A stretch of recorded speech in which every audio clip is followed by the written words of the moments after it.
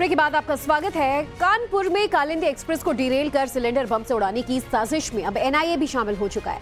जांच में चौंकाने वाले सच सामने आ रहे हैं। ट्रेन टेरर का एक ऐसा मॉडल सामने आ रहा है जिसमें सेल्फ रेडिकलाइज्ड जिहादी साजिश रच रहे हैं। कौन है जो लोन वुल्फ तैयार कर रहा है, कहां से इन्हें साजिशों के लिए उकसाया जा रहा है, इन तमाम सवालों के जवाब हमारी इस ग्राउंड रिपोर्ट में देखिए।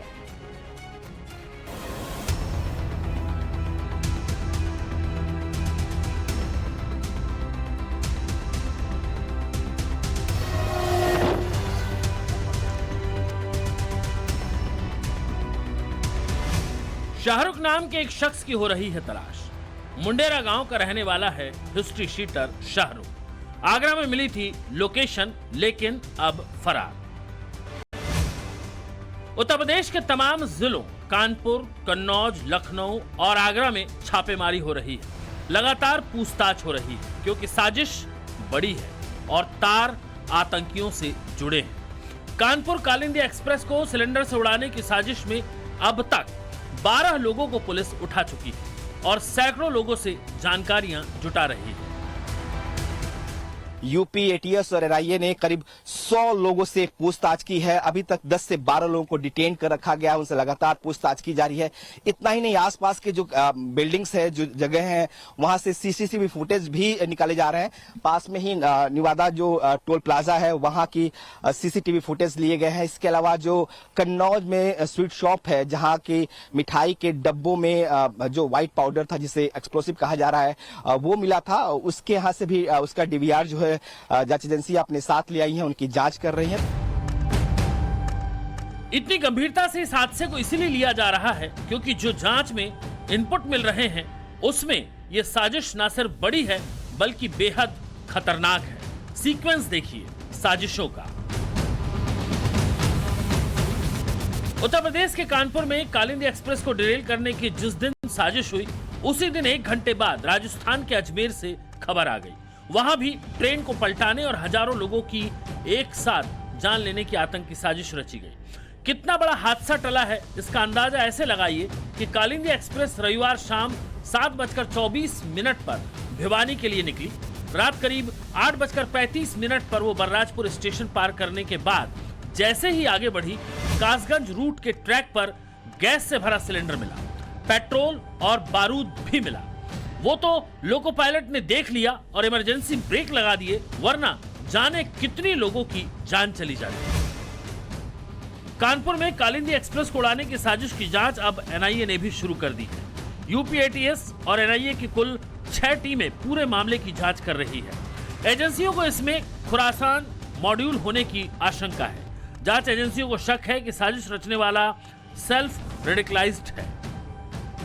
कानपुर का रेलवे ट्रैक जहां सिलेंडर धमाके की साजिश रची गई, वहां से 1.5 किलोमीटर की दूरी पर एनआईए की टीम सर्चिंग ऑपरेशन में लगी है। टाइम्स नाउ नवभारत की टीम उसी जगह पर है। पहले आपको कुछ एक्सक्लूसिव तस्वीरें दिखाते हैं। सिर्फ और सिर्फ टाइम्स नाउ नवभारत पे आपको तस्वीर दिखाई देंगी कि एनआईए की टीम जो है इस वक्त जो है वो सर्च ऑपरेशन चला रही है। लगातार जो इलाके हैं वहां पे ये टीम पहुंची हुई है। 3 सदस्यीय टीम है। आप देखिए एक घर के अंदर जो है ये टीम जा रही है। ये अबेंडन इलाका है पूरा, हाईवे के बगल में एक घर है और इस घर में जो है एनआईए की टीम जो है घुस रही है। देखिए किस तरह से ये एक जगह है, पूरा जो रेलवे ट्रैक है करीब वहां से हम 1.5 से 2 किलोमीटर दूर है और यहाँ पर एनआईए की टीम देखिए इस घर के अंदर जो है वो दाखिल हुई है। एक बार आपको तस्वीरों के जरिए आपको आगे ले चलते हैं। ये एक्सक्लूसिव तस्वीरें जो है हम दिखा पा रहे हैं। टाइम्स नाउ पे देखिए कैसे एनआईए की टीम जो है वो सर्च ऑपरेशन को अपना जारी रखी हुई है और काफी दूर है ये स्पॉट जो है, वहां से काफी दूर है। यहाँ टीम पहुंची थी और इस घर के अंदर जो है वो इस टूटे फूटे मकान के अंदर जो है वो टीम जो है वो दाखिल हुई है अभी अंदर। कुछ देर पहले यहाँ पे एक लोकल से उन्होंने बाकायदा बातचीत की है। काफी देर तक, करीब 15 से 20 मिनट तक उससे बातचीत हुई है। उसके बाद टीम यहाँ पहुंची है। एक बार दूसरी तरफ तस्वीर दिखाते हैं आपको। ये देखिए हाईवे है ये, और इस हाईवे से आगे आपको टोल दिखाई देगा और यहाँ से करीब 1.5 किलोमीटर दूर जो है स्पॉट है जहाँ पे कल सिलेंडर रखा गया था। उससे 1.5 किलोमीटर दूर जो है टीम यहाँ पहुंची हुई है। तो उम्मीद ये की जा रही है कि शायद जो है एनआईए को लगता हो कि कुछ एविडेंसेस इधर से मिल सकते हैं। अहम सबूत की तलाश में एनआईए की टीम आसपास के इलाकों में हर किसी से पूछताछ कर रही है। एक गुमटी वाले से भी एनआईए की टीम ने जानकारी जुटाई। उस जगह पर है जहां पर एनआईए की टीम पहुंची हुई है और पूरे मामले में सर्च ऑपरेशन भी कर रही है, लोगों से पूछताछ भी कर रही है। एक बार आपको तस्वीर दिखाते हैं जहां पे हम मौजूद हैं। अब ये जो स्पॉट है यहां से करीब 1.5 से 2 किलोमीटर दूर होगा जहां पे ये जो सिलेंडर रखा गया था, और करीब 1.5 से 2 किलोमीटर का इलाका है जो जंगलों का इलाका है, खेत का इलाका है। इस इलाके को सर्च करते हुए जो टीम है वहां यहां तक पहुंची और उन्होंने बाकायदा यहां पे जो लोकल है उनसे बातचीत भी की। चाचा, हम बस आपसे ये जानना चाहते हैं कि कुछ देर पहले एनआईए की टीम पहुंची थी आपके पास, उन्होंने बातचीत की, क्या पूछ रहे थे वो लोग, तो क्या जानना चाह रहे थे आपसे? हमसे जानना चाहते थे कौन शराब पीता है, कौन मुस्लिम कहाँ रहते हैं, किस किस गांव में रहते हैं, यही पूछ रहे थे। उन्होंने मुस्लिमों के नाम भी पूछे, किस मुस्लिम के बारे में पूछ रहे थे? बाबूजी, अपने गांव घर का नाम मालूम नहीं होता, हमारी उम्र के हैं उनको हम बता देंगे, और जो हमके बच्चों के बच्चे हैं तो हम उनको क्या बता। किसी का नाम भी लिया था पर्टिकुलर कि ये मुस्लिम है, या खाली मुस्लिमों के बारे में जानकारी ली थी, मुस्लिम कहाँ रहते हैं? ये कहते हैं, पूछते थे कि गाँव मुस्लिम किस किस गाँव में रहते हैं। कालिंदी एक्सप्रेस को उड़ाने के लिए जहां से गैस का सिलेंडर लिया गया होगा, उन एजेंसियों तक भी टीम पहुंची और सारे रिकॉर्ड खंगाले। डेटा लिया कि कितने लोग डिलीवरी हुई है, कहाँ कहाँ डिलीवरी हुई है, इस बारे में? हाँ, यही डेटा लिया गया था कि कहाँ से गाड़ियाँ, डिलीवरी मैन कौन कौन है, उनका नाम, मोबाइल नंबर, बस ये चीजें जानकारी ली थी। हाँ। तो ये एक एजेंसी है शिवराजपुर में, और बाकी एजेंसी जो आसपास की है, 3 एजेंसी को आइडेंटिफाई किया गया है जहां से सिलेंडर्स जो है आसपास के इलाकों में जाते हैं, उनके बारे में जानकारी ली गई। उनके जो डिलीवरी मैन है, हॉकर जिनको कहते हैं, उनके मोबाइल नंबर्स भी लिए गए कि वो कहाँ कहाँ डिलीवरी करते हैं, ताकि उनसे भी पूछताछ की जा सके, और किन लोगों को ये सिलेंडर्स डिलीवर हुए हैं उनके बारे में जो पूरी डिटेल है वो 7 तारीख के बाद से लेकर 9 तारीख तक का 2 दिनों की डिटेल पूरी ली गई है, ताकि जांच को आगे बढ़ाया जा सके।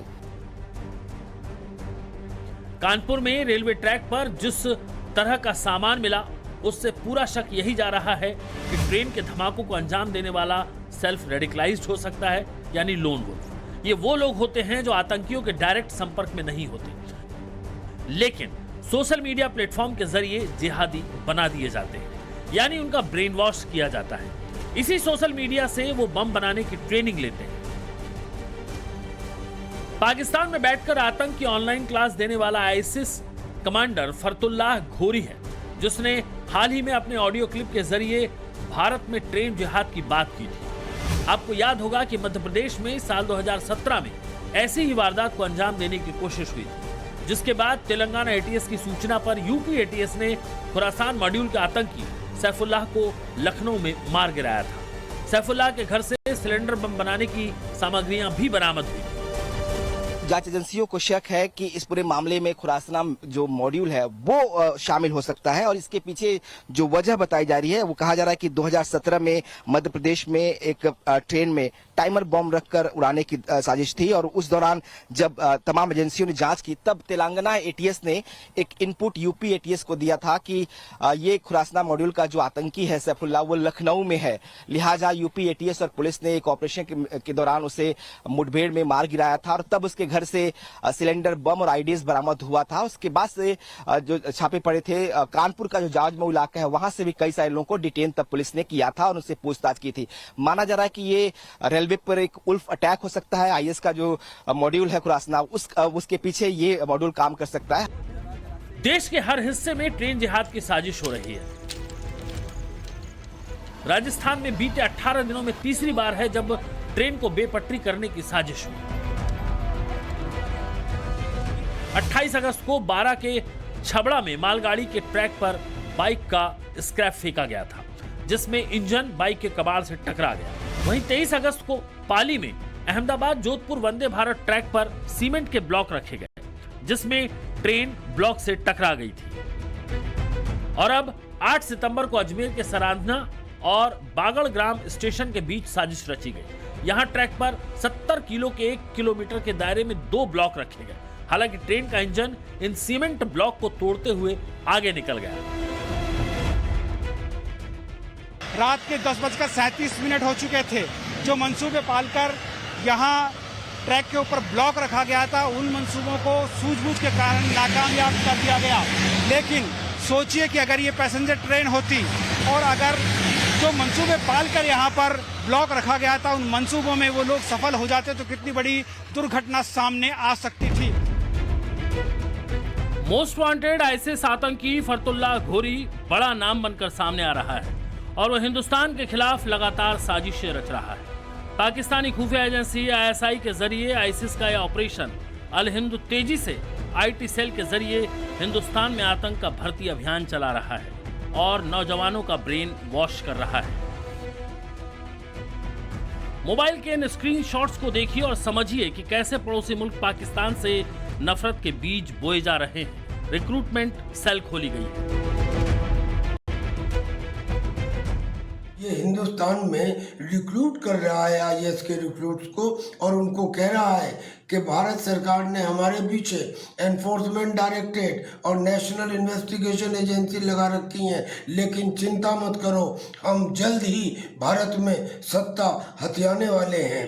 अभी 2 हफ्ते पहले ही दिल्ली में 3 उन आतंकियों को पकड़ा गया है जो आईएस मॉड्यूल से जुड़े हुए थे। भारतीय खुफिया एजेंसी ने आईसिस के ऑपरेशन अल हिंद को लेकर एक विस्तृत रिपोर्ट भी तैयार की है। आईसिस अपने ऑपरेशन अल हिंद को टेलीग्राम और व्हाट्सएप ग्रुप के जरिए चलाता है और नौजवानों का ब्रेन वॉश कर उन्हें जिहादी और मुजाहिद बनाता है। भारत में हिंदू द्वारा मुस्लिमों पर हो रहे अत्याचार का फर्जी प्रोपोगेंडा चलाया जाता है और उसे आईसिस के कुछ खास टेलीग्राम ग्रुप जैसे डोम, दरगाह Hindu real terrorist, Hindu law trap, भगवा लॉ ट्रैप और काउंटर करंट पोलराइजेशन पेट्रोल में डाला जाता है। किसी भी नौजवान के दिमाग में नफरत भरने के बाद उस मुजाहिद को अल मुक्ताबिर ग्रुप से जोड़ा जाता है। फिर ग्रुप में शामिल कर जिहाद के नाम पर लड़ने और हथियार उठाने के लिए भड़काया जाता है। खास बात ये कि इस ग्रुप में 200 से 300 मुजाहिद शामिल किए जाते हैं और जांच एजेंसियों को गच्चा देने के लिए हर हफ्ते इस ग्रुप को बंद कर नया ग्रुप का लिंक टेलीग्राम बोट के जरिए मेंबर्स तक पहुंचाया जाता है। इसके बाद तैयार होता है एक मुजाहिदीन जिसे लोन वॉरियर, नसीर ए हिंद, ग्रीन बर्ड्स, अल मुजाहिर जैसे नामों से जाना जाता है और रेल हादसों के जरिए साजिश से रच रहे हैं। लेकिन अब हिंदुस्तान की जांच एजेंसियां पूरी तरह सतर्क हो चुकी हैं और लगातार इनकी धरपकड़ जारी है। शाहरुख की तलाश इसीलिए भी हो रही है ताकि उसके गिरफ्त में आते ही इन साजिशों से पर्दा हट जाए। अनुज मिश्रा के साथ विनोद मिश्रा, टाइम्स नाउ, नव भारत।